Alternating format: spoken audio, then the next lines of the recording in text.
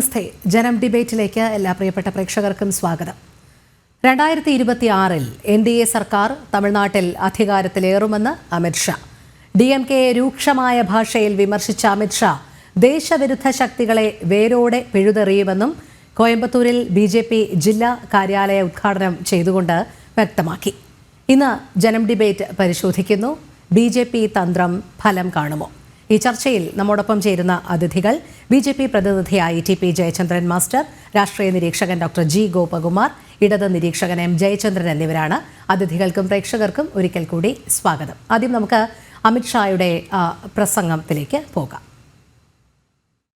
25 की शुरुआत दिल्ली के विजय से हुई है और 26 तमिलनाडु में NDA की सरकार के साथ समाप्त करेंगे. मैं तमिलनाडु भर के भारतीय जनता पार्टी के कार्यकर्ताओं का आह्वान करने आया हूं. समय आ गया है तमिलनाडु में DMK की ये देश विरोधी और भ्रष्टाचारी सरकार को समाप्त करने का. ചർച്ചയിലേക്ക് ശ്രീ G ഗോപകുമാർ, ഇവിടെ BJP ശക്തമായ ഭാഷയിൽ തന്നെ DMK സർക്കാരിനെ വിമർശിക്കുന്നു. അഴിമതിയും ദേശവിരുദ്ധ ശക്തികളെ വെച്ചു പൊറുപ്പിക്കില്ല എന്നുള്ളതും കൃത്യമായി തന്നെ BJP നിലപാട് വ്യക്തമാക്കുന്നു.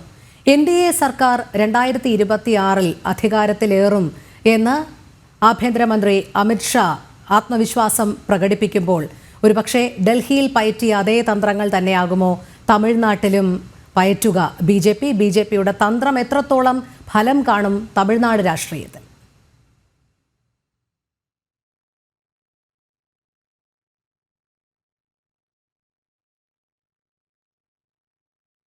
വലിയ ശക്തിയുള്ള ഒരു സംസ്ഥാനമായിരുന്നു. പഴയ കാലത്തും അങ്ങനെ തന്നെയായിരുന്നു. ജനസംഘത്തിൻ്റെ കാലത്ത് പോലും ജനസംഘത്തിന് ഡൽഹിയിൽ ശക്തമായ അടിത്തറയുണ്ടായിരുന്നു.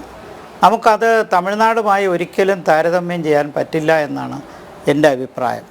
ഇപ്പോൾ ഡൽഹിയിൽ ഉള്ള ശക്തമായ അടിത്തറയും അവിടുത്തെ കേഡർ സംവിധാനവും അവിടെ ഭരണത്തിലിരുന്ന പശ്ചാത്തലവും എല്ലാം നോക്കുമ്പോൾ BJP പരാജയപ്പെട്ടിരുന്ന കാലത്ത് പോലും അവരുടെ ശക്തി ക്ഷയിച്ചിരുന്നില്ല എന്നുള്ളതാണ്. തമിഴ്നാട്ടിലെ രാഷ്ട്രീയം തികച്ചും വ്യത്യസ്തമാണെന്നാണ് ഞാൻ മനസ്സിലാക്കുന്നത്. 1967 ശേഷം ഒരു ദേശീയ പാർട്ടിക്കും തറ തൊടാൻ കഴിയാത്തൊരു സംസ്ഥാനമാണ് തമിഴ്നാട്. അതിനൊരുപാട് ചരിത്രപരമായ പശ്ചാത്തലമുണ്ട്. വളരെ ചുരുക്കി പറഞ്ഞാൽ തമിഴ്നാടിൻ്റെ തമിഴകം എന്നുള്ള ശക്തമായ ഒരു രാഷ്ട്രീയ സംസ്കാരം ഭാഷയുടെ കാര്യത്തിലായാലും മറ്റ് ഐഡൻറ്റിറ്റീസിൻ്റെ കാര്യത്തിലായാലും വളരെ നന്നായിട്ട് പ്രയോജനപ്പെടുത്തിയവരാണ് ഈ ദ്രവീഡിയൻ പാർട്ടികൾ. ഇടയ്ക്ക് MG രാമചന്ദ്രനും ജയലളിതയും എല്ലാം AIDMKയിലേക്ക് ഭരണം കൊണ്ടുപോയപ്പോഴും DMK ശക്തമായിട്ട് അവിടെ നിൽക്കുന്നുണ്ടായിരുന്നു, ഒരു കേഡർ പാർട്ടി എന്നുള്ള നിലയിൽ. ഇപ്പോഴവിടുത്തെ എല്ലാ പാർട്ടികളും നോക്കിയാലും അത് ചെറുതും വലുതുമായ പ്രാദേശിക പാർട്ടികൾ, ജാതീയമായിട്ടും മറ്റും ഐഡൻറ്റിറ്റി പൊളിറ്റിക്സ് കളിക്കുന്ന കക്ഷികൾ ഉൾപ്പെടെ ഒത്തിരി കക്ഷികൾ അവിടെ ഉണ്ടെങ്കിലും അവിടെ എല്ലാം പ്രാമുഖ്യം നൽകുന്നത് പ്രാദേശികത്വത്തിനാണ്. ഈ പ്രാദേശിക രാഷ്ട്രീയ വികാരം ശക്തിപ്പെടുത്തുന്നതിന് അവർക്ക് എപ്പോഴും അതിൻ്റേതായ ആയുധങ്ങൾ, അവസരങ്ങൾ കിട്ടിയിരുന്നു. ഇപ്പോഴൊടുവിൽ സമഗ്ര ശിക്ഷ അഭിയാൻ ദേശീയ വിദ്യാഭ്യാസ പദ്ധതിയുടെ ഭാഗമായി നടത്തുന്ന അതിലെ ഫണ്ടുകൾ ട്രാൻസ്ഫർ ചെയ്യപ്പെടുന്നില്ല എന്നുള്ളൊരാക്ഷേപം ശക്തമായി ഉപയോഗിക്കുന്നുണ്ട്. 1938 ഭാഷാ സമരം ഉണ്ടായിട്ടുണ്ട് സ്വാതന്ത്ര്യത്തിന് മുമ്പ്. 1965 വലിയ ഭാഷാ സമരം നടന്നതൊക്കെ ഞങ്ങളൊക്കെ ഓർക്കുന്നുണ്ട് ചെറുപ്പകാലത്ത്. അത് കഴിഞ്ഞ് ഇപ്പോഴതൊരു ഭാഷാ പ്രശ്നമാക്കാൻ ശ്രമിക്കുന്നുണ്ട്.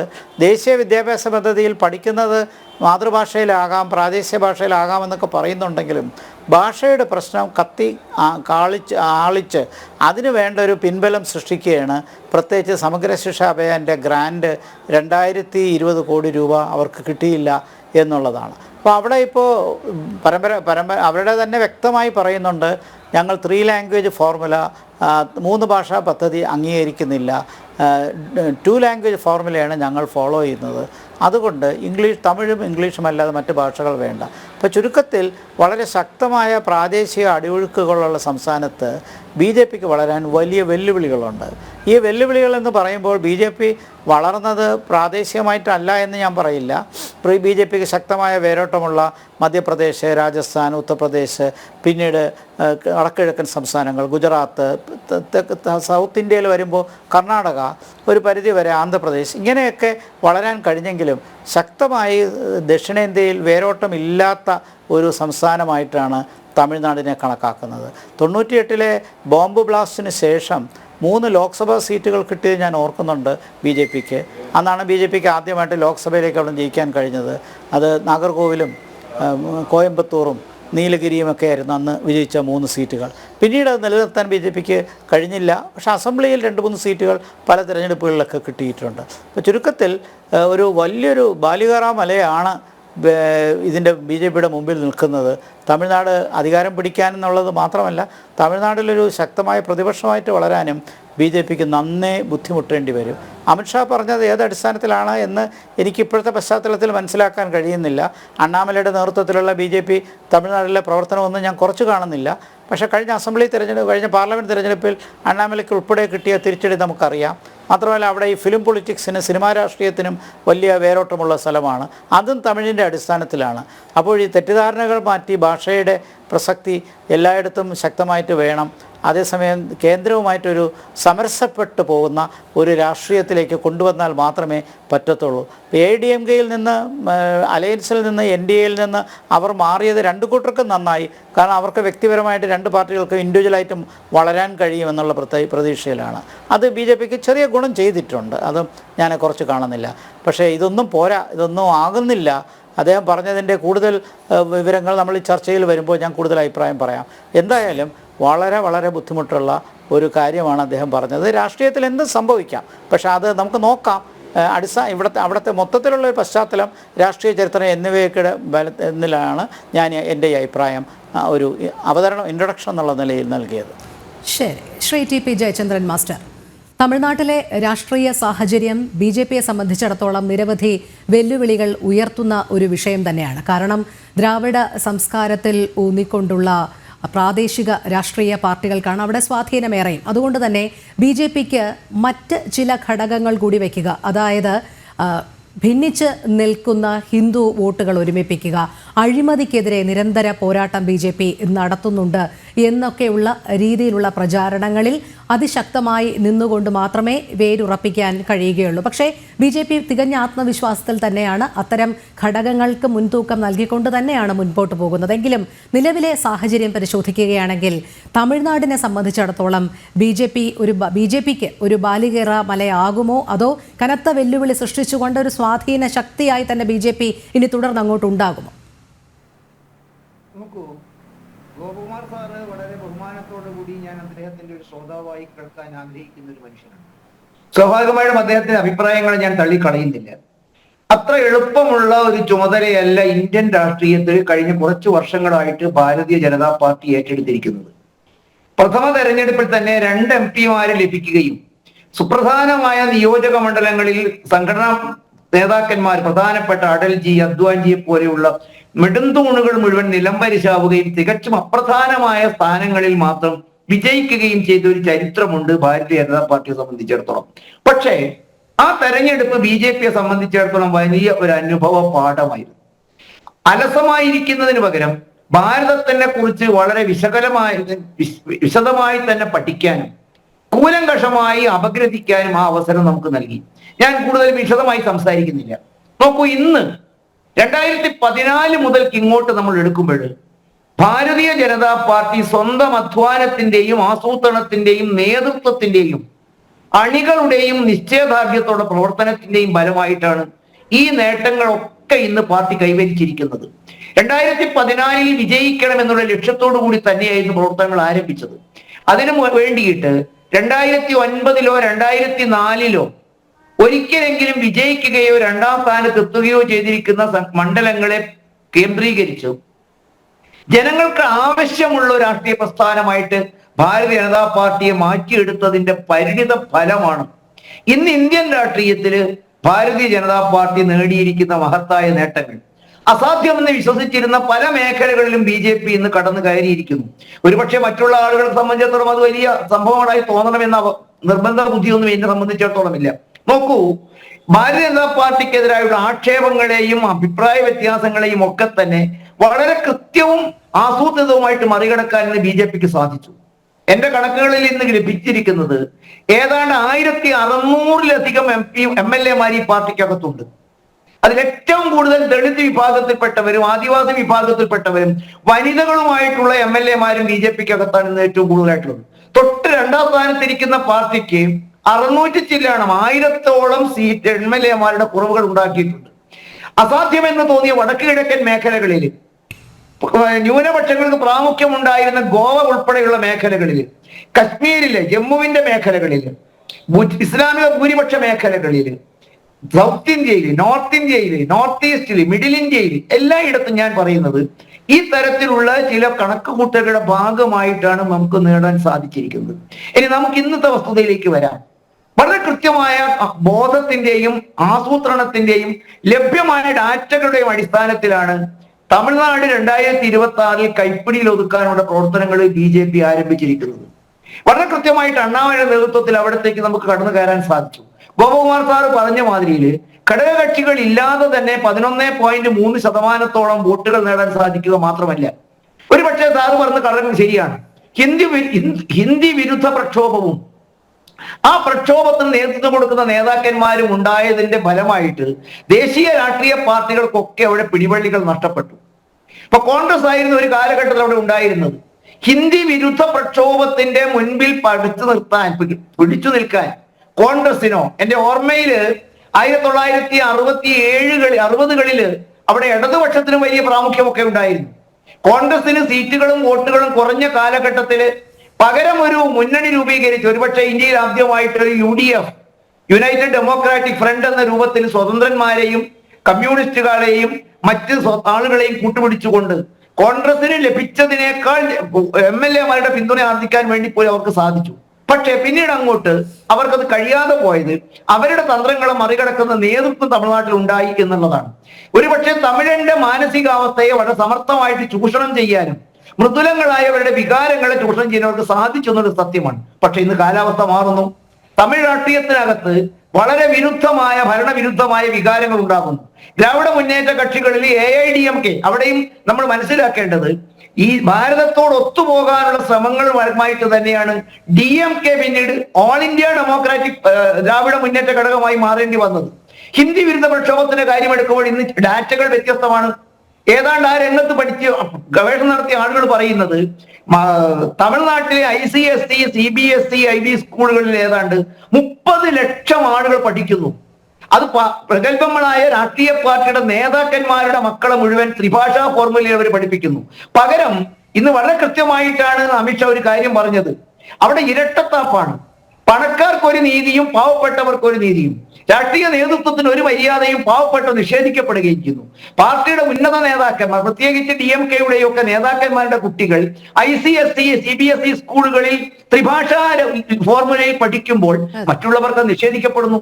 മാത്രവുമല്ല, അവിടെ മുമ്പാകെ വന്നിരിക്കുന്ന വൻ അഴിമതികളുടെ കഥകളും അവിടെ സമർത്ഥമായിട്ട് മാർക്കറ്റ് ചെയ്യാൻ BJPക്ക് സാധിച്ചു. ഒരുപക്ഷെ അല്പം കൂടി മുന്നോട്ട് നമ്മൾ കൊണ്ടുപോകുമ്പോൾ ഈ 11.3-ൽ നിന്നും ഗണ്യമായ മുന്നേറ്റം നടത്താൻ സാധിക്കുന്ന തെളിവുകൾ നമുക്കുണ്ട്.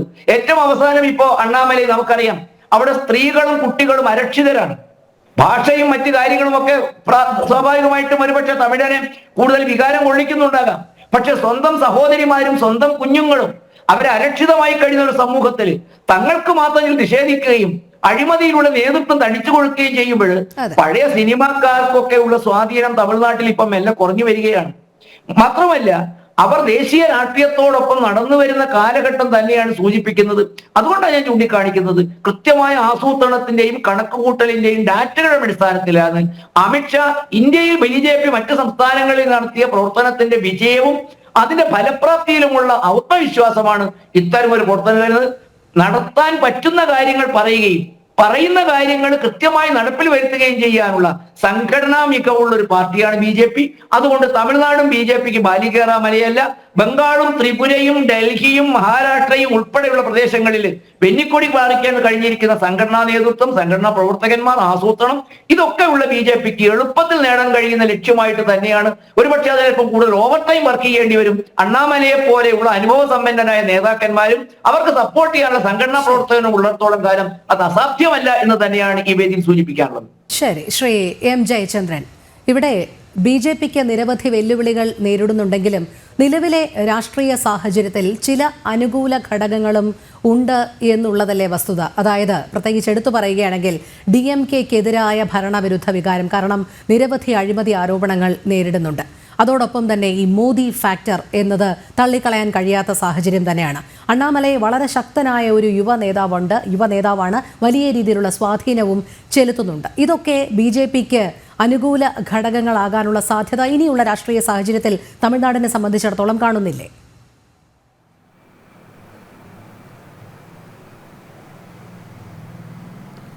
തമിഴ്നാടിൻ്റെ രാഷ്ട്രീയ സാഹചര്യം അറിയാതെയാണ്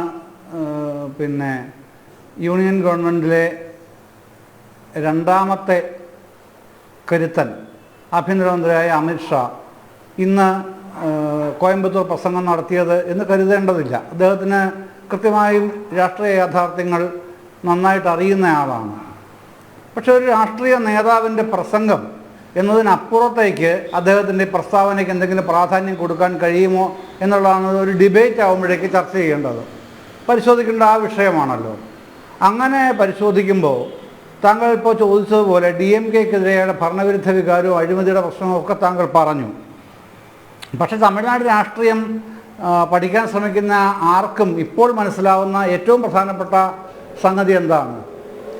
ഒരേ ഒരു കാര്യമാണ്. തമിഴ്നാട്ടിൽ ഒരു DMK എന്ന പാർട്ടി കഴിഞ്ഞാൽ വേറൊരു പ്രബല ശക്തി തമിഴ്നാട് രാഷ്ട്രീയത്തിൽ ഇടപെടാനായിട്ടില്ല. കേരളത്തിലെ പോലുള്ള സാഹചര്യമല്ല തമിഴ്നാട്ടിലുള്ളത്. 235 സീറ്റിൽ ആകെ ഒറ്റയ്ക്ക് ഭൂരിപക്ഷമുണ്ട് DMK എന്ന ദ്രാവിഡ മുന്നേറ്റ ഘടകത്തിന്. 133 സീറ്റുണ്ട് അവർക്ക്. 118 സീറ്റ് മതി കേവല ഭൂരിപക്ഷത്തിന്. പക്ഷെ അതിനേക്കാളും 15 സീറ്റ് അവർ കൂടുതലുണ്ട്. പിന്നെ കോൺഗ്രസിൻ്റെ 16, മറ്റ് കക്ഷികളുടെയൊക്കെ ചെറിയ ചെറിയ സീറ്റുകളെല്ലാം കൂടെ കൂട്ടിയാലും അവർക്ക് 160 സീറ്റുകളോളം ഉണ്ട്. അപ്പോൾ അങ്ങനെ നിൽക്കുന്ന ഒരു സംവിധാനമാണ് തമിഴ്നാട് രാഷ്ട്രീയത്തിൽ. AIADMKയ്ക്കുള്ളത് 66 സീറ്റുകളാണ്.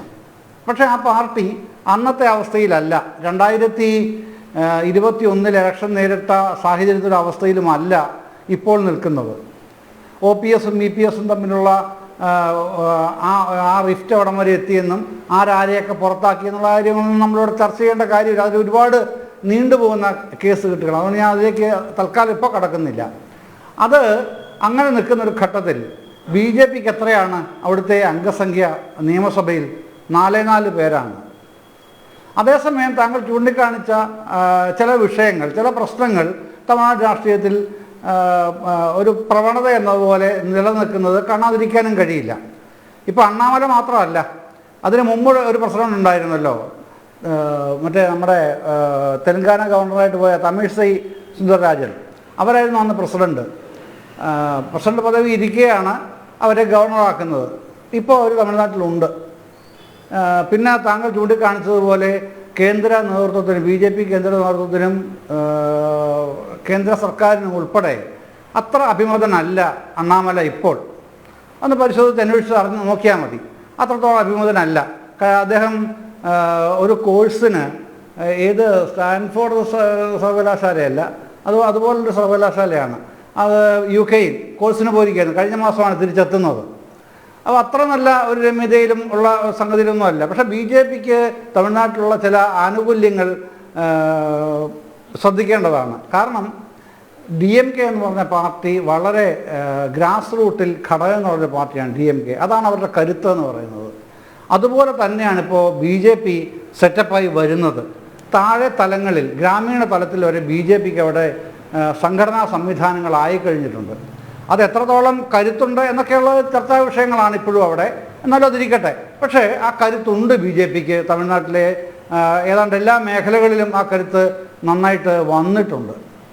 പക്ഷെ അതുകൊണ്ടൊന്നും ഇപ്പോൾ 11.35% വോട്ട് ഷെയർ ആയിട്ട് ഒടുവിൽ കിട്ടിയ ലോക്സഭാ തെരഞ്ഞെടുപ്പിൽ എന്ന് പറഞ്ഞല്ലോ. ഓക്കെ, എത്ര കൂടാം? അടുത്ത നിയമസഭാ തെരഞ്ഞെടുപ്പിൽ എത്ര കൂടാം? എൻ്റെ ഒരു വ്യക്തിപരമായ അഭിപ്രായത്തിൽ ഒരു 2-2.5% കൂടാം, അങ്ങേറ്റം കൂടിയാൽ. അതിൽ കൂടുതലൊന്നും അടുത്ത വർഷത്തെ നിയമസഭാ തെരഞ്ഞെടുപ്പിൽ BJPക്ക് തമിഴ്നാട്ടിൽ നിന്ന് കിട്ടാനില്ല.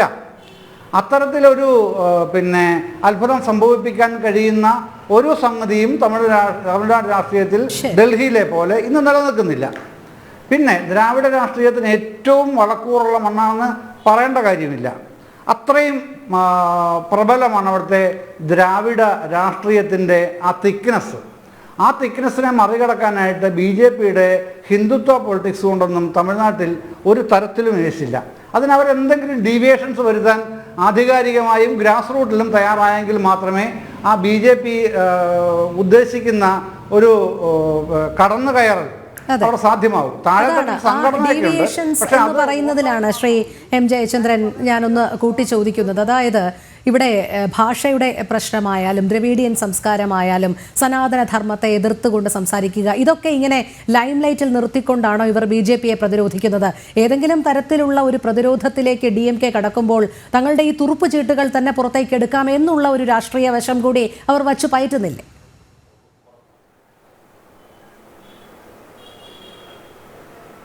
അല്ല, അങ്ങനെയല്ല. നമ്മൾ അതിനെ അത്ര ലൈറ്റായിട്ട് കാണാൻ ശ്രമിക്കുന്നതുകൊണ്ടാണ് മലയാളികൾ പലപ്പോഴും, പ്രത്യേകിച്ചും ഈ മാധ്യമങ്ങൾ. എന്താണെന്നറിയാമോ, തമിഴൻ്റെ ഒരു തമിഴ് വികാരമുണ്ട്. അത് തീർച്ചയായിട്ടും ദേശീയ വികാരമായി ചേർന്ന് കിടക്കുന്നത് തന്നെയാണ്, അല്ലാതെ തമിഴിൻ്റെ മാത്രമായിട്ടൊരു വികാരമല്ല.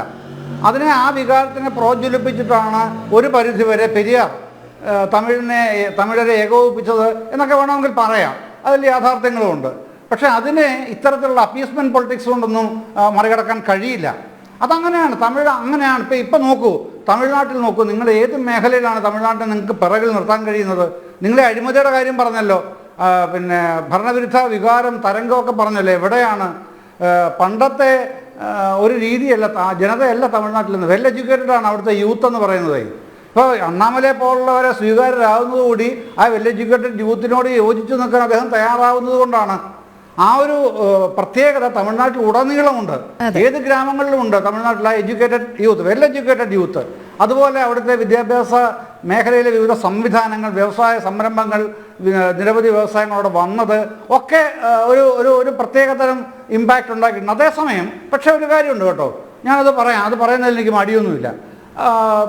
ഈ മിഡിൽ ക്ലാസ്സിൽ ഒരുപാട് ഈ അസംതൃപ്തികൾ എനിക്ക് ഒരുപാട് സുഹൃത്തുക്കളുള്ളൊരു പ്രദേശമാണ് തമിഴ്നാട്. ഏതാണ്ട് എല്ലായിടത്തും അത് ചോദിക്കുമ്പോഴൊക്കെ എന്നോട് പറയാറുണ്ട്, ഈ മിഡിൽ ക്ലാസ് ഉണ്ടാകുന്ന അസംതൃപ്തി എന്ന് പറഞ്ഞാൽ വളരെ ഡീപ്പായിട്ടുള്ളതാണ്. പ്രത്യേകിച്ചും വ്യവസായങ്ങൾ നടത്തുന്ന മിഡിൽ ക്ലാസ്സിന്, ഈ കോയമ്പത്തൂർ, സേലം മേഖലകളിലൊക്കെ ഉള്ളവർക്ക് പ്രത്യേകിച്ചും, അവർക്ക് വൈദ്യുതി അടക്കം ഇപ്പോൾ കിട്ടുന്നത് പുതിയ താരിഫിലാണ്, അത് വലിയ റേറ്റിലാണ്.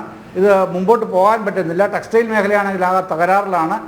സമ്പന്നർക്കാണ് ഇവിടെ നിലനിൽക്കാൻ കഴിയുന്നത് എന്നൊരു പൊതുവികാരം ഈ എഡ്യൂക്കേറ്റഡ് ആയിട്ടുള്ള മിഡിൽ ക്ലാസ്സിൽ വളരെ ആഴത്തിൽ ഇപ്പോൾ റിഫ്ലക്റ്റ് ചെയ്യുന്നുണ്ട്. എന്നോടൊരു ഒരുപാട് ഘട്ടങ്ങളിൽ അത് സംബന്ധിച്ച് പലരും സംസാരിച്ചിട്ടുമുണ്ട്. അതൊരു പ്രധാനപ്പെട്ട പ്രശ്നമാണ്. പക്ഷേ അതുകൊണ്ട് മാത്രം DMKക്ക് അധികാരത്തിൽ വരാൻ കഴിയില്ല കേട്ടോ.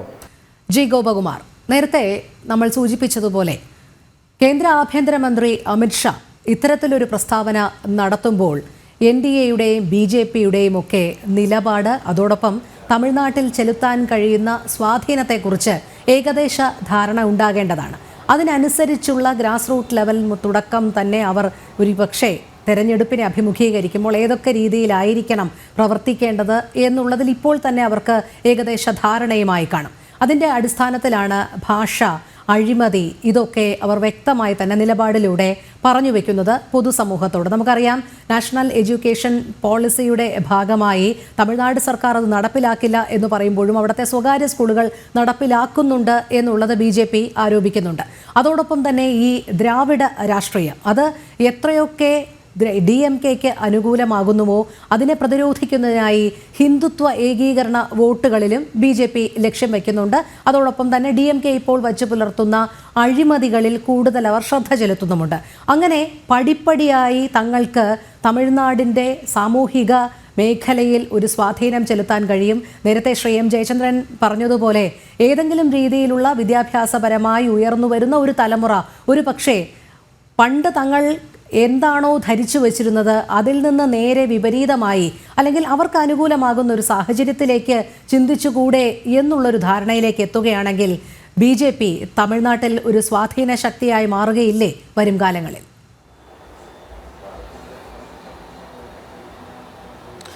തീർച്ചയായിട്ടും രോഹിണി, പടിപ്പടിയായി വരുന്നൊരു സാഹചര്യത്തെ അത് തീർച്ചയായിട്ടും ഒരു നാച്ചുറൽ പ്രോസസ്സ്, ആ നിലയ്ക്കൊരു സ്വാഭാവിക വളർച്ച BJPക്ക് ഉണ്ടാകുന്നതിന് 2026 ടു ഏർലിയാണ്, വളരെ അടുത്താണ്. കാരണം പടിപ്പടിയായി ഉയരണമെങ്കിൽ അതനുസരിച്ചുള്ള ഗ്രാസ് റൂട്ട് ലെവലുള്ള വർക്ക് വരണം. താങ്കൾ ചൂണ്ടിക്കാണിച്ചതുപോലെ ഒരു വശത്ത് ഭാഷാ പ്രശ്നം, മറുവശത്ത് അഴിമതിയുടെ കാര്യങ്ങളെക്കുറിച്ചുള്ള വേണ്ട രീതിയിലുള്ള ഒരു ഓറിയൻറ്റേഷൻ സമൂഹത്തിന് മനസ്സിലാക്കണം. ഈ രണ്ട് കാര്യങ്ങൾ വളരെ വലിയ ഇഷ്യൂസാണ്. ഞാനീ പറയുന്നത് സിനിമാ രാഷ്ട്രീയത്തിൻ്റെ സ്വാധീനം കുറഞ്ഞു എന്ന് പറയുമ്പോഴും വിജയ് രാഷ്ട്രീയത്തിലിറങ്ങി അദ്ദേഹത്തിന് കിട്ടുന്ന സ്വീകരണമെല്ലാം നമ്മൾ കാണുന്നുണ്ട്. അപ്പോൾ മറുവശത്ത് സിനിമാ രാഷ്ട്രീയത്തിൻ്റെ സ്വാധീനം കുറഞ്ഞുവെന്ന് തീർത്തും പറയാൻ പറ്റില്ല. കമലഹാസൻ ഒരു പക്ഷേ വേണ്ട രീതിയിൽ ഉയരാൻ കഴിഞ്ഞില്ല, അദ്ദേഹത്തിന് ആ ജനകീയതയൊക്കെ നഷ്ടപ്പെട്ടിരിക്കാം. പക്ഷേ വിജയന് നല്ല ജനകീയത ഇപ്പോഴും ഉണ്ട്. സിനിമാ രാഷ്ട്രീയം ഇപ്പോഴും പുറകോട്ടടിച്ചിട്ടില്ല. ഞാൻ കഴിഞ്ഞ ഒരു 60 വർഷമായിട്ട് കൗതുകത്തോടു കൂടി കാണുന്ന ഒരു രാഷ്ട്രീയമാണ് തമിഴ്നാട് രാഷ്ട്രീയം. കാമരാജ് ഒരു വിദ്യാർത്ഥി നേതാവിനോട് തോറ്റ കാലം തൊട്ട് 67 തെരഞ്ഞെടുപ്പ് വോട്ട് തമിഴ്നാട്ടിലെ നമ്മുടെ അയൽ സംസ്ഥാനത്തെ ശ്രദ്ധിക്കുന്നൊരു ആളാണ് ഞാൻ.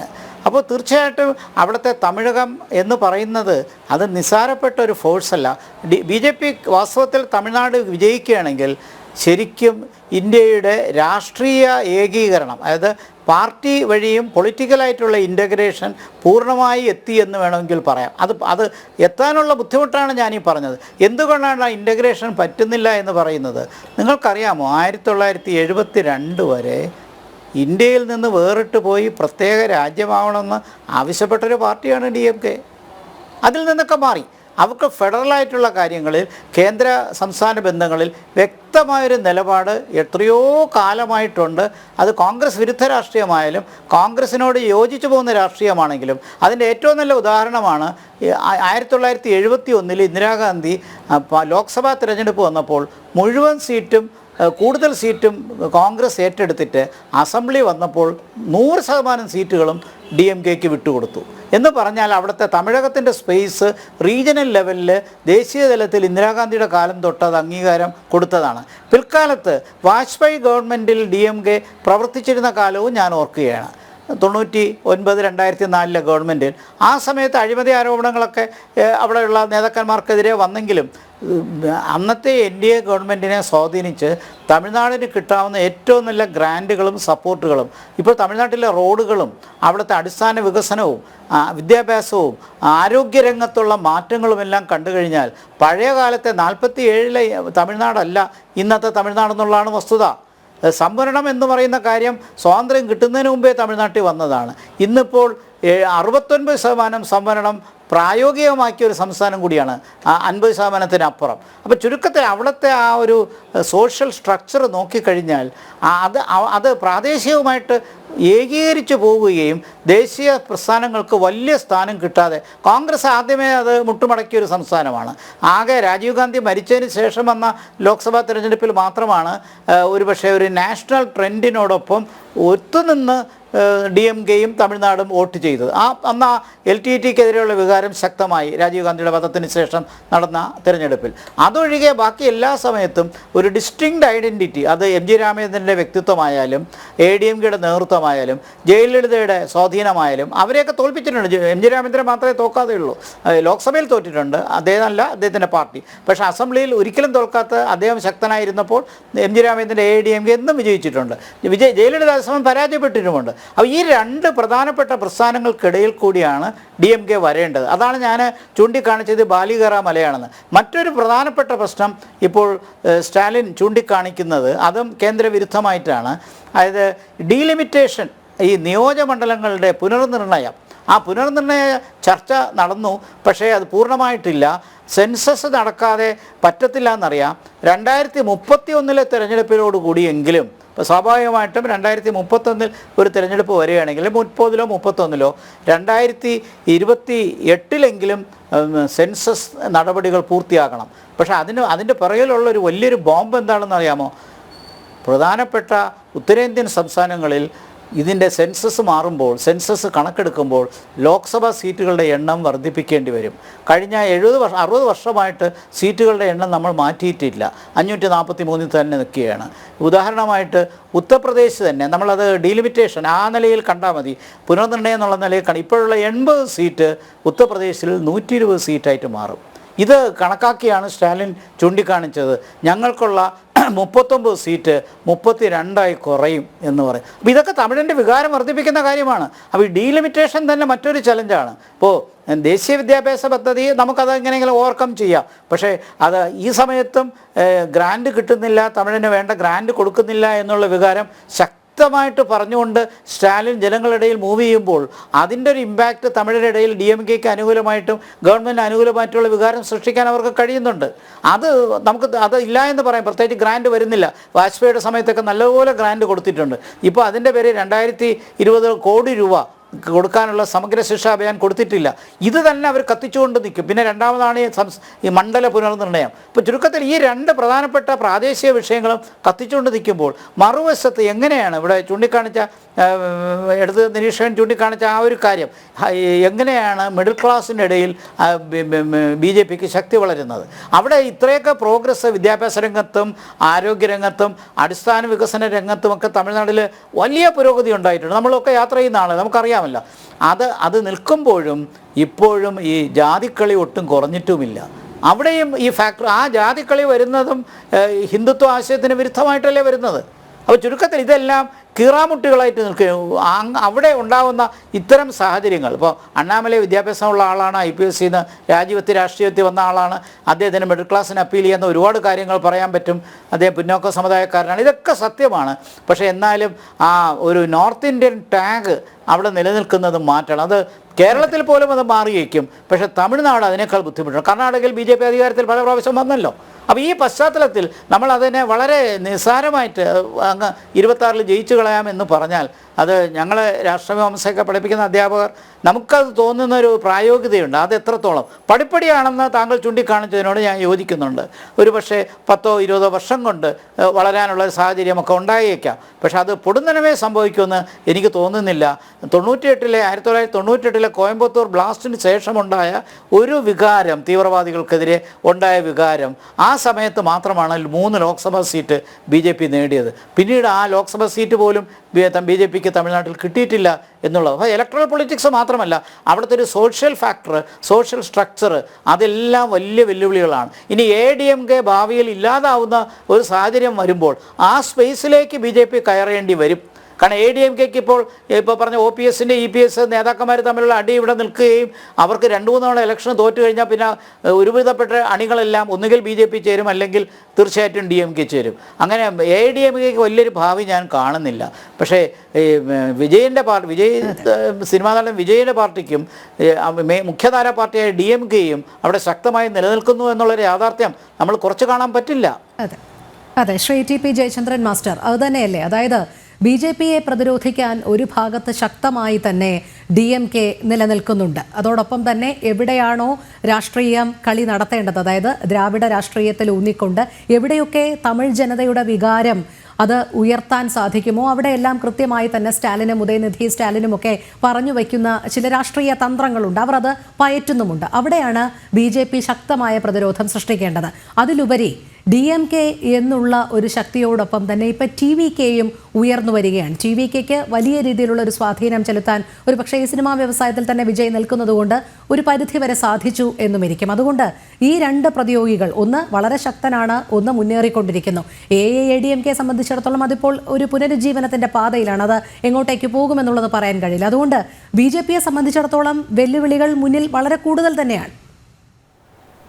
രോഹിണി ചൂണ്ടിക്കാണിച്ചതും നമ്മുടെ ഗോപകുമാർ സാറ് പറഞ്ഞതും വളരെ കൃത്യമായിട്ട് പരിശോധിക്കേണ്ട വിഷയങ്ങളാണ്. പക്ഷേ നമുക്ക് സമീപകാലത്ത് അണ്ണാമലയുടെ നേതൃത്വത്തിൽ തമിഴ്നാട്ടിൽ നടന്ന അദ്ദേഹത്തിന്റെ ജനസമ്പർക്ക ജാഥകൾ, അതിന് അദ്ദേഹം ചെലവഴിച്ച ഊർജം, അതിന്റെ ആസൂത്രണം, അതിലുണ്ടായിരുന്ന ജനപങ്കാളിത്തം, അതിൽ തമിഴ്നാട്ടിലെ വിവിധ ഘടകങ്ങളോടുള്ള സമീപനം. ഇവിടെ ഗോകുമാർ സാർ പറഞ്ഞ ഒരു കാര്യത്തെ ഞാൻ അംഗീകരിക്കുന്നു. സാധാരണ ഒരു സോഷ്യൽ എഞ്ചിനീയറിംഗ് തമിഴ്നാട്ടിൽ വിജയകരമാവില്ല. സാമ്പ്രദായിക രാഷ്ട്രീയ സമവാക്യങ്ങളുടെ പ്രായോഗികത കൊണ്ട് മാത്രം തമിഴ്നാട് രക്ഷപ്പെടുകയില്ല. പക്ഷെ തമിഴ്നാട്ടിലെ BJPക്ക് ആത്മവിശ്വാസം നൽകുന്ന ഘടകങ്ങൾ എന്തൊക്കെയാണ്? നോക്കൂ, AIDMKയുടെ തകർച്ച, മധ്യവർഗത്തിന്റെ അസംതൃപ്തി, അവിടെ വന്നിരിക്കുന്ന പുതിയ മാറ്റങ്ങൾ, പ്രത്യേകിച്ച് സെലിബ്രിറ്റി രാഷ്ട്രീയത്തോട് അവർക്ക് അല്ലെങ്കിൽ സെലിബ്രിറ്റികളോടുണ്ടായിരുന്ന ആരാധനയിൽ ഉണ്ടായ ഇടിവ്, മാത്രവുമല്ല വേലുപ്പള്ളി പ്രഭാകരന്റെ മരണശേഷം ആ ഏതൊക്കെ തരത്തിലുള്ള വികാരമാണ് കത്തിജ്വലിപ്പിക്കാൻ ശ്രമിച്ചിരുന്നത്, അതിന് ആ തലത്തിലേക്ക് പിന്നീട് സ്വീകാര്യത വരാതിരിക്കൽ, മധ്യവർഗത്തിനിടയിൽ ഉണ്ടായിരിക്കുന്ന വിദ്യാഭ്യാസ പുരോഗതി, ദേശീയ തലത്തിലും സാർവദേശീയ തലത്തിലും ഉണ്ടായിരിക്കുന്ന വിദ്യാഭ്യാസവും മത്സരാധിഷ്ഠ സമൂഹത്തോടും തമിഴ് ജനതയെ പരിമിത പ്രാപ്തമാക്കേണ്ടതിൽ നടന്നുകൊണ്ടിരിക്കുന്ന പോരായ്മകൾ. ഒരു കാര്യം ഞാൻ ചൂണ്ടിക്കാണിക്കും. 1952 കോൺഗ്രസിന് അവിടെ ന്യൂനപക്ഷമായി പോകേണ്ടി വന്നത് അവിടുത്തെ വിദ്യാഭ്യാസ രംഗത്ത് അന്നുണ്ടായിരുന്ന ചില തലതിരിഞ്ഞ നടപടികൾ നടപ്പിലാക്കിയതായിരുന്നു. പിന്നീട് അവിടെ തിരിച്ചു വന്ന C. രാജഗോപാലാചാരി ഈ വിദ്യാഭ്യാസ രംഗത്ത് കനത്ത മാറ്റങ്ങൾ വരുത്തിയ കൂട്ടത്തിൽ ത്രിഭാഷാ പദ്ധതിയും ഉച്ചക്കഞ്ഞിയും പുതിയ ഭൗതിക സാഹചര്യങ്ങളും പുതിയ ഇൻഫ്രാസ്ട്രക്ചറും അഗ്രികൾച്ചർ മേഖലയിലുണ്ടായ നേട്ടങ്ങളും സെക്ടറുകളായി തിരിച്ച് വ്യാവസായിക രംഗത്ത് നൽകിയ പദ്ധതികളും ഇതൊക്കെ മെല്ലെ മെല്ലെ അവിടത്തേക്ക് ജനങ്ങളുടെ സ്വീകാര്യത വർദ്ധിപ്പിക്കുകയും പുറംതിരിഞ്ഞു നിൽക്കുന്നതിന് പകരം ഇത്തരം അനുകൂലങ്ങളെ ഘടകങ്ങളെ പ്രോത്സാഹിപ്പിച്ചതിന്റെ ഫലമായിട്ടാണ് 52 താഴത്തേക്ക് പോകുമായിരുന്ന കോൺഗ്രസ് പിന്നീട് തിരിച്ചു വന്നത്. ഞാൻ ചൂണ്ടിക്കാണിക്കുന്നത് അന്നത്തെ കൃത്യമായ ആസൂത്രണത്തിന്റെ ഗുണഫലങ്ങളാണ് ഒരുപക്ഷെ തമിഴ്നാട് ഇന്ന് അനുഭവിക്കുന്നത്. അവർ ഒരുപാട് ജലവൈദ്യുത പദ്ധതികൾ, ഒരുപാട് ജലസേചന പദ്ധതികൾ, ഒരുപാട് വ്യാവസായിക മേഖലകളിലുള്ള ശ്രദ്ധയൂന്നൽ, വിദ്യാഭ്യാസ രംഗത്തുള്ള അടിത്തറകൾ ഇതൊക്കെ അവിടെ വർദ്ധിപ്പിച്ചിരുന്നു എന്നത് യാഥാർത്ഥ്യമാണ്. പക്ഷേ DMK അല്ലെങ്കിൽ ദ്രാവിഡ കക്ഷികളുടെ പ്രവർത്തനത്തിന്റെ ഫലമായി ആ മേഖല ഇടിവ് സംഭവിക്കുന്നു. ആ മേഖലയിൽ വിചാരിച്ച പോലുള്ള മുന്നേറ്റങ്ങൾ സാധിക്കുന്നില്ല. എന്തുകൊണ്ടാണ് വികസനത്തെ കുറിച്ചുള്ള ചർച്ചയ്ക്ക് പകരം ഇപ്പോഴും തമിഴ് സ്വത്വത്തെ ഉയർത്തിപ്പിടിക്കാനും വൈകാരികമായ വിഷയങ്ങളിലേക്ക് തിരിച്ചു പോകാനും DMK പ്രേരിപ്പിക്കുന്നതിന്റെ ചേതോവികാരം എന്തായിരിക്കണം? അപ്പൊ നമുക്കറിയാം, ഏതാണ്ട് ചില കണക്കുകൾ പുറത്തു വന്നിട്ടുണ്ട്. ഗോകുമാർ സാർ പറഞ്ഞ മാതിരിയിൽ ഞാൻ മനസ്സിലാക്കിയിടത്തോളം ഏതാണ്ട് 40ഓളം സീറ്റുകൾ UP വർദ്ധിക്കുമ്പോൾ 4 or 6 സീറ്റുകൾ ജനസംഖ്യാടിസ്ഥാനത്തിൽ ഇപ്പോൾ ലഭ്യമായ കണക്ക് വെച്ച് തമിഴ്നാട്ടിൽ വർദ്ധിക്കാനാണ് സാധ്യത. ഒരുപക്ഷെ ദക്ഷിണേന്ത്യയിൽ ആകെ കുറയാൻ പോകുന്നത് ഏതാണ്ട് നമ്മുടെ സംസ്ഥാനത്ത് മാത്രമായിരിക്കുമെന്നാണ് ലഭ്യമായ കണക്കുകൾ സൂചിപ്പിക്കുന്നത്. കർണാടക ആയാലും ഇന്ത്യയിലെ മറ്റൊരു സംസ്ഥാനത്തും ഇടിവ് സംഭവിക്കാനുള്ള സാധ്യതയില്ലെന്ന് മാത്രമല്ല, ഒരുപക്ഷെ ഉത്തരേന്ത്യയിലെ നഗരങ്ങൾ ഉള്ളതുപോലെ അല്ലെങ്കിൽ മണ്ഡലങ്ങൾ ഉള്ളതുപോലുള്ള വർധന ഒരുപക്ഷെ ഉണ്ടാവുമായിരുന്നില്ല. ഇത് മാത്രമല്ല, 6-ാം തീയതിയാണ് സർവകക്ഷി യോഗം അതുമായി ബന്ധപ്പെട്ട് വിളിക്കാൻ പോകുന്നത്. അപ്പൊ ഈ പ്രചരണത്തിനൊക്കെ ആയുസ് ഒരുപക്ഷെ ആ സർവകക്ഷി യോഗം കഴിയുന്നതോടുകൂടിയും അതിന്റെ ആസൂത്രണം കഴിയുന്നതോടു കൂടിയിട്ടും, മാത്രമല്ല ലഭ്യമായ വിവരങ്ങൾ സെൻസസ് പ്രവർത്തനങ്ങളെ ഏതാനും സമയങ്ങൾക്കുള്ളിൽ ആരംഭിക്കാൻ വേണ്ടി പോവുകയാണ്. സെൻസസുമായി ബന്ധപ്പെട്ട വിവരങ്ങൾ പുറത്തു വരും. ഇത് ഡീലിമിറ്റേഷനുമായി ബന്ധപ്പെട്ട ചർച്ചകൾക്ക് ഏതാണ്ട് സർവകക്ഷി യോഗത്തിലൊരു ധാരണയെത്തും. അപ്പൊ അതൊക്കെ തരത്തിലുള്ള ഈ നുണപ്രചരണത്തിന് ഇന്ത്യയിൽ വലിയ ആയുസ് ഉണ്ടാകുമെന്ന് തോന്നുന്നില്ല. അതോടൊപ്പം ഇവിടെ പലരും പറഞ്ഞ മാതിരിയിൽ കഴിഞ്ഞ കാലഘട്ടങ്ങളിൽ എന്തുകൊണ്ട് വർധനമുണ്ടായില്ല, ഇന്ന് എന്തുകൊണ്ട് വർധനമുണ്ടാവുന്നു പോകുന്നു? കഴിഞ്ഞ കുറച്ച് വർഷങ്ങളായിട്ട് തമിഴ്നാട്ടിൽ ദേശീയ നേതൃത്വവും സംസ്ഥാന നേതൃത്വവും ഊന്നൽ നൽകിയത് അവിടുത്തെ സംഘടനാപരമായുള്ള പ്രവർത്തനങ്ങൾക്ക് ശക്തമാക്കാൻ വേണ്ടിയാണ്. കഴിഞ്ഞ കാലങ്ങൾക്ക് വിഭിന്നമായിട്ട് ഗ്രാസ് റൂട്ട് ലെവലിൽ തമിഴ്നാടിന്റെ എല്ലാ മേഖലകളിലും, എല്ലാ ജില്ലകളിലും, എല്ലാ ഗ്രാമങ്ങളിലും എന്ന രൂപത്തിൽ തന്നെ നടത്താൻ സാധിച്ചു. അവിടെ കാൽനടയായും അല്ലാതെയും അവരുടെ വികാരങ്ങളെ ചൂഷണം ചെയ്യത്തക്ക വിധത്തിലുള്ള തന്ത്രങ്ങൾ ആവിഷ്കരിക്കുന്നതിനുള്ള നേതാവിനെ കണ്ടെത്താൻ സാധിച്ചു. വലിയ ഓഫറുകൾ ഉണ്ടായിട്ട് പോലും അദ്ദേഹം ദേശീയ നേതൃത്വത്തിലേക്ക് പോകാതെ തമിഴ്നാട് രാഷ്ട്രീയത്തിലെ ശ്രദ്ധയൂന്നുന്നതിനുള്ള കാരണം തന്നെ ആ വർദ്ധിച്ച ആത്മവിശ്വാസമാണ്. ഏതാണ്ട് എനിക്ക് തോന്നുന്നു ഈ പ്രചരണങ്ങളെയും പ്രവണതകളും ഒക്കെ പലപ്പോഴും BJPക്ക് മറികടക്കാൻ സാധിച്ചിട്ടുണ്ട്. നോക്കൂ, ത്രിപുരയിൽ ഏതെങ്കിലും ഒരാൾക്ക് നമുക്ക് വിശ്വസിക്കാൻ സാധിക്കുമായിരുന്നു ഒരു 10 വർഷങ്ങൾക്കുള്ളിൽ ത്രിപുരയിലേക്ക് ഈ വലിയ മുന്നേറ്റം നടത്താൻ BJPക്ക് സാധിക്കുമെന്ന്? ഇന്ത്യയിലെ എല്ലാ രാഷ്ട്രീയ പാർട്ടികളുടെയും തെരഞ്ഞെടുപ്പ് നിരീക്ഷകന്മാരെയും അമ്പരപ്പിച്ചുകൊണ്ടല്ലേ നമുക്ക് ഹരിയാനയിലെ വിജയം കൊയ്യാൻ സാധിച്ചത്? അതേ വിജയമല്ലേ നമുക്ക് ഏതാണ്ട് ഇതേ രൂപത്തിൽ മഹാരാഷ്ട്രയിൽ കൊയ്യാൻ? ഇവിടെയൊക്കെ വൈജാത്യങ്ങൾ ഉണ്ടാകും. ഭൗതിക സാഹചര്യങ്ങളും സാമൂഹിക അന്തരീക്ഷത്തിനും വൈരാഗ്യങ്ങളും വ്യത്യാസങ്ങളും ഒക്കെ ഉണ്ട്. പക്ഷെ ഓരോ സ്ഥലത്തേക്കും അനുയോജ്യമായ തന്ത്രങ്ങൾ ആവിഷ്കരിക്കുന്നതിനും മികച്ച സോഷ്യൽ എഞ്ചിനീയറിംഗ് നടത്തുന്നതിനും രാഷ്ട്രീയ വിഷയങ്ങൾ ഉന്നയിക്കുന്നതിനും വേണ്ടി BJPക്ക് സാധിക്കുന്നു. നോക്കൂ, അഴിമതി ഒരു ചില്ലറ വിഷയമല്ല. ദ്രാവിഡ കക്ഷികൾ എല്ലാ കാലത്തും അതിൽ നിന്ന് വിമുക്തരായിരുന്നു. പക്ഷെ ഇടക്കാലത്ത് വന്ന എന്താണ് ഏറ്റവും അവസാനം നമ്മുടെ മുമ്പിൽ ലഭിച്ചിരിക്കുന്ന 3-4 സ്കാമുകളുണ്ട്. ഏതാണ്ട് 5600 കോടി രൂപയുടെ ആവിൻ മിൽക്ക് സ്കാം ആയാലും BGR സ്കാം ആയാലും റിയൽ എസ്റ്റേറ്റ് സ്കാം ആയാലും ഈ നേതാക്കന്മാർ ഇങ്ങനെ തടിച്ചു കൊടുക്കുകയും മധ്യവർഗവും താഴേക്കും നിരാശരാകുകയും ചെയ്യുന്നതിനെ സമർത്ഥമായിട്ട് ഉപയോഗപ്പെടുത്താൻ സാധിക്കും. ആ തരത്തിലുള്ള സംഘടനാ പ്രവർത്തനം നടത്താൻ BJPക്ക് സാധിക്കും. അതിന്റെ വിജയം കൊയ്യാൻ കഴിയുമെന്നതിന്റെ കണക്കൂടലാണ് BJPക്ക് ഉള്ളത്. ശ്രീ M. ജയചന്ദ്രൻ, വലിയ വെല്ലുവിളികൾ സൃഷ്ടിച്ച പല സംസ്ഥാനങ്ങളും BJP കൈപ്പിടിയിൽ ഒതുക്കുന്ന കാഴ്ച നമ്മൾ കണ്ടിട്ടുള്ളതാണ്. പലതും അപ്രാപ്യമെന്ന് രാഷ്ട്രീയ നിരീക്ഷകർ വിലയിരുത്തിയത് തന്നെയും. പക്ഷേ താങ്കൾ നേരത്തെ പറഞ്ഞു നിർത്തിയിടത്തത് തന്നെ ഒരു മധ്യവർഗം, വിദ്യാഭ്യാസം ആർജിക്കുന്ന ഒരു മധ്യവർഗം, അവർ തിരിച്ച് ചിന്തിക്കുന്ന ഒരു സാഹചര്യം നമ്മൾ കണ്ടതാണ്. ഡൽഹിയിൽ ആം ആദ്മി പാർട്ടി എങ്ങനെയാണ് ഈ മധ്യവർഗത്തിന്മേൽ പിടിമുറുക്കിയതെന്ന്. 10 വർഷങ്ങൾക്ക് ശേഷം വീണ്ടും 27 വർഷത്തിന് ശേഷം BJPയെ അവിടെ അവരോധിക്കണമെങ്കിൽ അവർ മറിച്ച് ചിന്തിച്ചതും നമ്മൾ കണ്ടതാണ്. അത്തരമൊരു മാറ്റമാണ്, സാമൂഹിക മാറ്റമാണ് തമിഴ്നാട്ടിൽ ഇനി വരാനിരിക്കുന്നത്. ഒരുപക്ഷെ ഇനി വന്നുകൂടായികയില്ല എന്നും പറയാൻ കഴിയില്ലല്ലോ.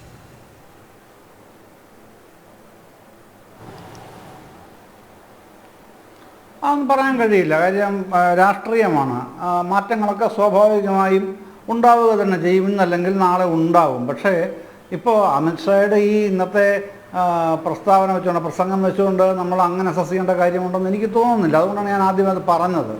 അദ്ദേഹം ഒരു വാമിംഗ് അപ്പ് സ്റ്റൈലിൽ കാര്യങ്ങൾ അവതരിപ്പിച്ചു എന്നുള്ളതിൻ്റെ അപ്പുറത്തേക്ക് തമിഴ്നാട്ടിൽ ഇപ്പോൾ പിന്നെ ഒരു ഓവർനൈറ്റിൽ ഒരു മാറ്റം ഉണ്ടാക്കി കളയാം എന്ന് കാഴ്ചപ്പാടുള്ള ഒരു രാഷ്ട്രീയക്കാരനല്ലല്ലോ അമിത്ഷാ. നമ്മളറിയുന്ന ആ ഒരു പൊളിറ്റീഷ്യൻ, സീസൺഡ് പൊളിറ്റീഷ്യനായ അമിത്ഷാ എന്ന് പറയുന്നത്. അദ്ദേഹത്തിൻ്റെ കാര്യങ്ങളെല്ലാം പിന്നെ നന്നായിട്ട് അറിയുന്നത് തന്നെയാണ്. ഇവിടെ പ്രശ്നം തമിഴ്നാട് രാഷ്ട്രീയമാണ് നമ്മൾ കൈകാര്യം ചെയ്യുന്നതെങ്കിൽ, അവിടെ അടുത്ത വർഷത്തെ അസംബ്ലി ഇലക്ഷനാണ് കൈകാര്യം ചെയ്യുന്നതെങ്കിൽ മുമ്പിൽ വരുന്ന പ്രധാനപ്പെട്ട ചോദ്യം ആരാണ് പ്രതിപക്ഷം എന്നുള്ളതാണല്ലോ ചോദ്യം. ഇപ്പോൾ അമിത്ഷായുടെ ചോദ്യമായിട്ട് ബന്ധപ്പെട്ട് ഉയരുന്ന വിലയിരുത്തൽ അങ്ങോട്ടാണല്ലോ വരേണ്ടത്. ആരാണ് അവിടുത്തെ പ്രതിപക്ഷം എന്നുള്ളതാണല്ലോ. ആരാണ് പ്രതിപക്ഷം? AIDMK ആണ് 2021 പ്രതിപക്ഷം. ഇപ്പോഴതെങ്ങനെ നിൽക്കുന്നു? ആകെപ്പാടെ സ്കാറ്റേഡാണ്. അതുമായിട്ട് BJPയുടെ ടൈപ്പ് എങ്ങനെയാണ്? BJPക്ക് അവരുമായിട്ട് ബന്ധമില്ല ഇപ്പോൾ. പക്ഷേ സഖ്യമില്ല, ബന്ധം വിടാതെ സൂക്ഷിക്കുന്നുമുണ്ട്. അപ്പോൾ ഒരു പൊളിറ്റിക്കൽ റിയലൈൻമെൻറ്റിന് എങ്ങനെയാണ് തമിഴ്നാടിനെ BJP പാകപ്പെടുത്താൻ ഉദ്ദേശിക്കുന്നത്? അതിൻ്റെ ബ്ലൂ പ്രിൻ്റ് എന്തെങ്കിലും ഉണ്ടോ? അതൊന്നും ഇവിടെ അവതരിപ്പിക്കപ്പെട്ടിട്ടില്ല. അവിടെ ചർച്ച ചെയ്യുന്നതായിട്ട് നമ്മുടെ അറിവിലുമില്ല. അത്ര എളുപ്പവുമല്ല ഒരു റിയലൈൻമെൻ്റ് എന്ന് പറയുമ്പോൾ. ഇപ്പോൾ അതേസമയം മറ്റൊരു കാര്യമുള്ളത്, ഈ AIDMKയുടെ കഷ്ണങ്ങളാണെങ്കിലും അവയെ ചേർത്ത് നിർത്തിക്കൊണ്ടല്ലാതെ ഒരു മുന്നോട്ട് പോക്കൽ പിന്നെ BJPക്ക് അവിടെ പ്രായോഗികമായി എന്തെങ്കിലും നേട്ടം ഉണ്ടാക്കി കൊടുക്കുമെന്ന് കരുതാൻ ഞാൻ കരുതുന്നില്ല. അങ്ങനെ വിജയ് എന്ന് പറഞ്ഞ നടൻ്റെ ഒരു പ്രാഭവമൊക്കെ ശക്തമായി ഈ യുവജനങ്ങളുടെ ഇടയിൽ ഉണ്ട്, അത് നിഷേധിക്കേണ്ട കാര്യമില്ല. പക്ഷേ ഇപ്പോഴത്തെ പ്രശ്നം എന്ന് പറഞ്ഞാൽ നമ്മൾ പിന്നെ MGRൻ്റെ കാലത്ത്, ജയലളിതയുടെ കാലത്തെ തമിഴ്നാട് രാഷ്ട്രീയവുമായിട്ട് ഇപ്പോഴത്തെ തമിഴ് രാഷ്ട്രീയത്തെ കമ്പയർ ചെയ്യുന്നതിന് അർത്ഥമില്ല. അതുകൊണ്ടാണ് ഞാൻ പറഞ്ഞത് പഴയ കാലത്തെക്കാളും വളരെയധികം മെച്യൂർഡ് വോട്ടേഴ്സാണ് ഇപ്പോഴത്തെ തമിഴ് വോട്ടർമാരെന്ന് പറയുന്നത്. അവരുടെ ആ മെച്യൂരിറ്റി നമ്മൾ അസസ് ചെയ്യുന്നില്ലെങ്കിൽ നമ്മൾ പഴയ പോലെ MGRൻ്റെയും ജയലളിതയുടെയും കാലത്തെ ആ രീതിയിലേക്ക് വിജയിക്കും വരാൻ പറ്റും എന്ന് അന്ധമായി വിശ്വസിച്ച് പോകും. രജനീകാന്തിനും കമലഹാസനും കഴിയാത്തത് വിജയിന് കഴിയും എന്ന് കരുതണമെങ്കിൽ അത്രയ്ക്കുള്ള വ്യക്തിപ്രഭാവമുള്ളൊരു വ്യക്തിയായിരിക്കണം വിജയ് എന്ന നടൻ. അതൊന്നും അല്ലല്ലോ. അപ്പോൾ ആ തമിഴ് രാഷ്ട്രീയത്തിൽ പഴയ കാലത്തുണ്ടായിരുന്നത് പോലെയുള്ള പിന്നെ ഒരു എന്താ പറയുന്നത്, ഈ സിനിമാറ്റിക് ആയിട്ടുള്ള ഇൻ്റർപ്രിട്ടേഷൻസ് അങ്ങനെ തന്നെയാണല്ലോ സംഭവിച്ചിട്ടുള്ളത്. MGRൻ്റെ കാലത്തായാലും പിന്നീട് ജയലളിതയുടെ കാലത്താണല്ലോ ഒക്കെ സംഭവിച്ചിട്ടുള്ളത്. പക്ഷെ അതിന് സാധ്യതയേ ഇല്ല.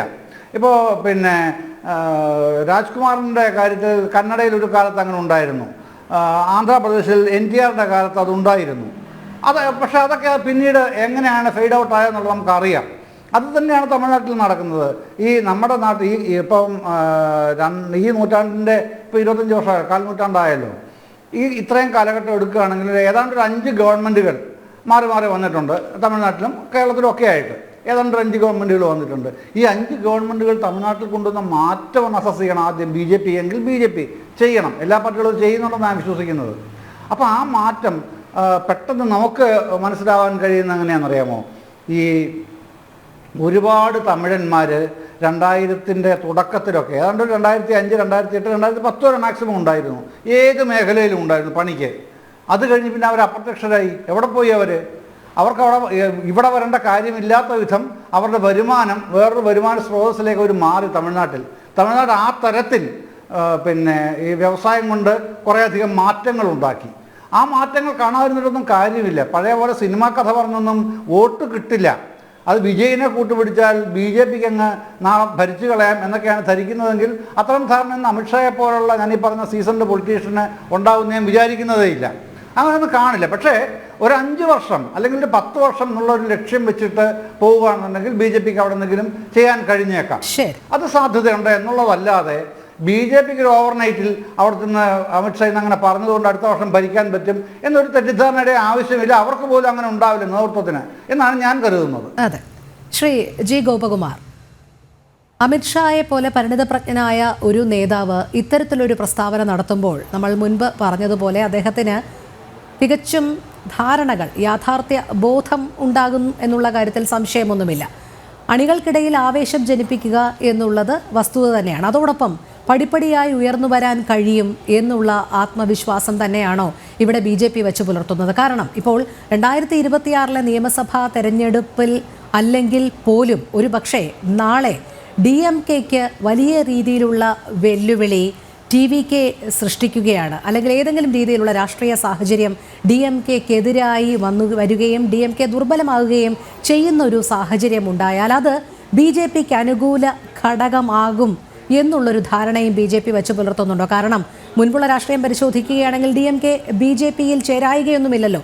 അതുകൊണ്ട് തന്നെ എപ്പോഴും അധികാരവർഗത്തിൻ്റെ കൂടെ നിൽക്കാൻ ഏതൊരു ഘടകകക്ഷിയും തയ്യാറാകുന്നത് പോലെ നാളെ ഒരു കാലത്ത് അത്തരമൊരു അലയൻസ് കൂടി BJP വിഭാവനം ചെയ്യുന്നുണ്ട്.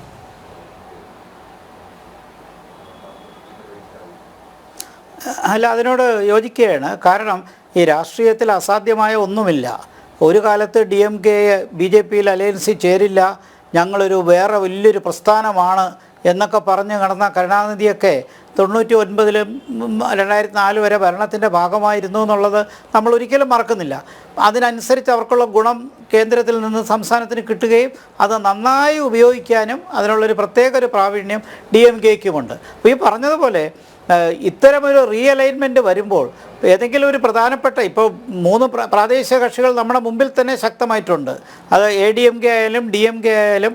ADMK മുമ്പേ BJPയിലൂടെ നിന്നു, ഇപ്പോൾ അകന്നു, ഇല്ലെങ്കിൽ അകറ്റി നിർത്തിയിരിക്കുന്നു.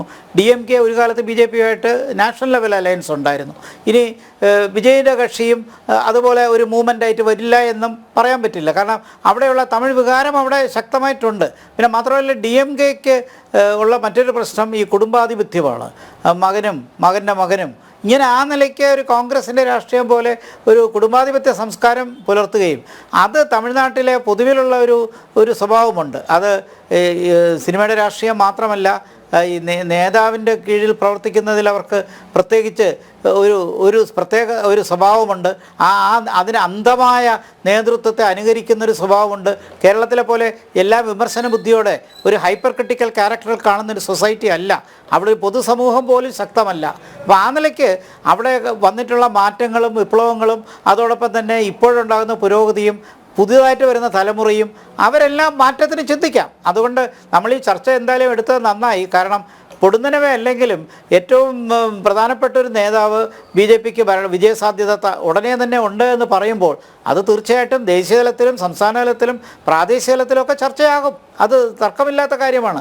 പിന്നെ നമ്മൾ ഈ പറഞ്ഞ മണ്ഡല പുനർനിർണ്ണയം അത് വല്ലാത്തൊരു കീറാമുട്ടിയാണ്. നമ്മളത് കുറച്ച് കാണിച്ചിട്ട് കാര്യമൊന്നുമില്ല, അതുണ്ട്, അതൊരു ഫാക്ടറാണ്.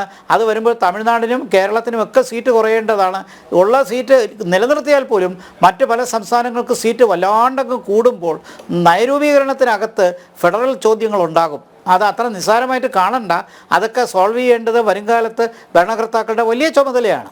അതെ. ശ്രീ ടി.പി. ജയചന്ദ്രൻ മാസ്റ്റർ, അവസാനമായി എന്തായാലും BJP തികഞ്ഞ ആത്മവിശ്വാസത്തിൽ തന്നെയാണ്. അവിടെ ശ്രീ G. ഗോപകുമാർ സൂചിപ്പിച്ച ചില ഘടകങ്ങൾ, അതായത് തമിഴകം ചിന്തിക്കുന്ന ആവലാതികൾക്ക് പരിഹാരം കാണേണ്ടതും കേന്ദ്ര സർക്കാർ തന്നെയാണ്. ഇവയെല്ലാം സംതൃപ്തിപ്പെടുത്തിക്കൊണ്ട് തന്നെ BJP മുന്നോട്ട് പോകുമോ ഇനി തുടർന്നും തമിഴക രാഷ്ട്രീയത്തിൽ? നോക്കൂ, തമിഴ്നാട് രാഷ്ട്രീയം മാറ്റത്തിന്റെ പാതയിലാണ്. ആ തമിഴ്നാട് രാഷ്ട്രീയത്തിന്റെ മാറ്റങ്ങളുടെ ദിശ നിർണ്ണയിക്കാനും അത് ഉപകാരപ്രദമായ ചാനലിലൂടെ വഴിതിരിച്ചു വിടാനുമുള്ള ഒരു നേതൃത്വത്തിന്റെ അഭാവമായിരുന്നു ഇത്രയും കാലം തമിഴ്നാട് BJP ഘടകത്തിന്റെ ബലഹീനത എന്ന് പറയുന്നത്. മാത്രമല്ല, തമിഴ്നാടിനെ കുറിച്ച് നമ്മൾ അല്പം കൂടെ പഠിക്കാൻ ശ്രമിച്ചാൽ 2000-ങ്ങൾക്ക് ശേഷം നമ്മുടെ ജയചന്ദ്ര സാർ പറഞ്ഞ ചില കാര്യങ്ങൾ വസ്തുതയാണ്. കേരളത്തിന്റെ സർവ്വ മേഖലകളും തമിഴിന്റെ ഒരു മേധാവിത്വം ഉണ്ടായിരുന്നു. പാറ പൊട്ടിക്കൽ മുതൽ നമ്മുടെ അഗ്നി സാധനങ്ങൾ പെറുക്കി വിൽക്കുന്നത് വരെ തമിഴരായിരുന്നു. പക്ഷെ 2000-ങ്ങൾക്ക് ശേഷം അതിന്റെ ഗതി മാറി. അവർ സ്വന്തം സംസ്ഥാനങ്ങളിൽ തിരിച്ചുപോയി. പക്ഷെ അപ്പോഴും ജയചന്ദ്രൻ സാർ ഞാൻ ഓർമ്മപ്പെടുത്തുന്നത്, അത് 5 വർഷം കൂടുമ്പോൾ അതൊരു സ്ഥിരമായ കക്ഷിയുടെ കൂടെ നിർത്താൻ തമിഴന്മാർ തയ്യാറായില്ല. നോക്കൂ, 2001 AIDMK ആയിരുന്നു. അത് 2006 എത്തുമ്പോഴത്തേക്ക് DMK-യിലേക്ക് പോയി. വീണ്ടും 2011-ലും 2016-ലും എത്തുമ്പോൾ അത് വീണ്ടും AIDMK-യിലേക്ക് പോയി. അപ്പോൾ ഒരു ആന്റി ഇൻകംബൻസി, ഒരു ഭരണവിരുദ്ധ വികാരത്തെ എപ്പോഴും ഉപയോഗപ്പെടുത്തുന്നതിൽ കുറെ കാലമായി തമിഴ്നാട്ടിൽ ഉണ്ടായിരുന്നത് ദ്രാവിഡ കക്ഷികൾ തന്നെയായിരുന്നു. DMK-ക്ക് പകരം AIDMK. പക്ഷെ ഇപ്പൊ തമിഴ്നാട് കാണുന്ന ഒരു മാറ്റം എന്താണ്? ആ തരത്തിലുള്ള ഭരണവിരുദ്ധ വികാരത്തെ ഉപയോഗപ്പെടുത്താൻ ഇന്ന് AIDMK അത്ര ശക്തമാണ് എന്ന് തോന്നുന്നില്ല. മാത്രമല്ല, ഈ കക്ഷികൾക്കിടയിൽ ഒരു മൂന്നാമത്തെ ഓപ്ഷൻ അവർ കണ്ടെത്തിയിരിക്കുന്നു. ആ മൂന്നാമത്തെ ഓപ്ഷൻ അവർ കാണുന്നത് കേവലമായ സാമ്പ്രദായികമായ തമിഴ്നാട് പശ്ചാത്തലത്തിൽ നിന്ന് വിഭിന്നമായ ഒരു കാഴ്ചപ്പാടാണ്. ഞാൻ നേരത്തെ പറഞ്ഞു, സെലിബ്രിറ്റിയോടുള്ള ആഭിമുഖ്യങ്ങൾ കുറഞ്ഞു വരുന്നു. വിജയ്ക്ക് പോലും പ്രതീക്ഷിക്കുന്ന തരങ്ങളിലേക്കുള്ള നേതൃത്വപരമായിട്ടുള്ള പങ്കാളിത്തം നിറവേറ്റാനും അവിടുത്തെ സാധാരണക്കാരന്റെ വിജയത്തിന്റെ അല്ലെങ്കിൽ മനസ്സ് ആകർഷിക്കാനും സാധിച്ചു എന്ന് വിശ്വസിക്കാൻ കഴിയുമോ ഇപ്പോൾ നമുക്ക്? വെള്ളിത്തിരയിലെ നായകന്മാർക്ക് വലിയ പങ്കാളിത്തം കൊടുത്ത ഒരു പ്രദേശമായിരുന്നു തമിഴ്നാട്. പക്ഷെ ഞാൻ നേരത്തെ പറഞ്ഞ മാതിരിയിൽ അത് മെല്ലെ മെല്ലെ കുറഞ്ഞു വരികയും ആ തരത്തിൽ വെള്ളിത്തിരയിലെ നായകന്മാർക്ക് പകരമായിട്ട് തങ്ങൾ അംഗീകരിക്കുന്ന വികസന പ്രവർത്തനത്തോട് ആരാഭിമുഖ്യം പുലർത്തുന്നു എന്നുള്ളതല്ലേ. മാത്രമല്ല, കഴിഞ്ഞ കാലം വിഭിന്നമായിട്ട് ഇന്ന് അമിത്ഷാ തന്നെ കൃത്യമായിട്ട് 2 കാര്യം ഊന്നി പറഞ്ഞു. പബ്ലിക് ഡൊമൈനിൽ BJP ഇനി വരുന്ന ആളുകൾ എടുത്ത് പയറ്റാൻ ഉദ്ദേശിക്കുന്നത്, ഒന്ന് ഡൈനാസ്റ്റിക്കെതിരായുള്ള, വംശാധിപത്യത്തിനെതിരായുള്ള, അച്ഛൻ മകന് കൈമാറുന്നതിലേക്കും അവർ സാമ്പത്തികമായിട്ടും സാമൂഹികമായിട്ടും അവരുടെ മാത്രം ഉന്നമനവും, അത് തങ്ങൾക്ക് ലഭിക്കാതെ പോകുന്ന അവസ്ഥ തമിഴ്നാടിന്റെ മാറി വന്ന വിദ്യാഭ്യാസ പശ്ചാത്തലത്തിലും മാറി വന്ന അവരുടെ അഭിരുചിക്കനുസരിച്ച് അത് എത്രത്തോളം മുന്നോട്ട് കൊണ്ടുപോകാൻ BJPക്ക് സാധിക്കുമെന്നുള്ളതാണ്. രണ്ടാമത്തേത്, രാജ്യം നടക്കുന്ന വലിയ വികസനത്തിന്റെ കാര്യങ്ങൾ. അതോടൊപ്പം തമിഴ് വികാരത്തെയും നമ്മൾ കുറച്ച് കാണുന്നില്ല. അത് തമിഴ് ഭാഷയുള്ള ആഭിമുഖ്യമായാലും നമ്മുടെ പുതിയ പാർലമെന്റ് മന്ദിരത്തിൽ ഉദ്ഘാടനവുമായി ബന്ധപ്പെട്ട് തമിഴ്നാടിന് കിട്ടിയ പരിഗണനയും തമിഴ്നാട്ടിൽ നടന്നുകൊണ്ടിരിക്കുന്ന രാജ്യവിരുദ്ധ പ്രവർത്തനങ്ങളുടെ ആഭിമുഖ്യമായാലും ഒക്കെ അതാണ്. അത് തന്നെയാണ് നമ്മൾ കാണുന്നത്. 98-ലുണ്ടായ കോയമ്പത്തൂർ സ്ഫോടനത്തിന്റെ ബഹിസ്ഫുരണം എന്നുള്ള നിലയ്ക്ക് അതോടൊപ്പം നിന്ന തമിഴ് ജനത തിരിച്ചു ചിന്തിക്കാൻ തയ്യാറായി. ഇപ്പൊ അതിന് പശ്ചാത്തലം ഒരുങ്ങി വരുന്നു. മാത്രമല്ല, തമിഴ്നാട്ടിൽ നടക്കുന്ന വലിയ അഴിമതികൾ, അതിന് ഏതാണ്ട് ഇന്ത്യയിൽ നടന്ന എല്ലാ സ്കാമുകൾക്കും തമിഴ്നാട്ടിലുള്ള പങ്കാളിത്തം, അതും ഇത് തമിഴ്നാട്ടിൽ ചർച്ചയ്ക്ക് കൊണ്ടുവരാൻ വേണ്ടി സാധിക്കുന്നു. ചുരുക്കി പറഞ്ഞാൽ, അതിശക്തമായ ഒരു സംഘടനാ നേതൃത്വവും ഭരണകക്ഷിക്ക് പകരമായിട്ട് മറ്റൊരു പ്രതിപക്ഷ കക്ഷി എന്ന നിലയിലുള്ള DMK-യുടെ പിന്മാറ്റവും ഇപ്പോൾ വളർന്നു വന്നിരിക്കുന്ന പുതിയ രാഷ്ട്രീയ പ്രസ്ഥാനങ്ങൾക്കും എവിടെയെങ്കിലും ഒക്കെ ഉറപ്പിക്കാതെ അവർക്ക് മുന്നോട്ട് പോകാൻ സാധിക്കുമോ? പൂർണ്ണമായും ഇൻഡിപെൻഡന്റ് ആയിട്ട് ഇവർക്ക് മുന്നോട്ട് പോകാൻ സാധിക്കുമോ?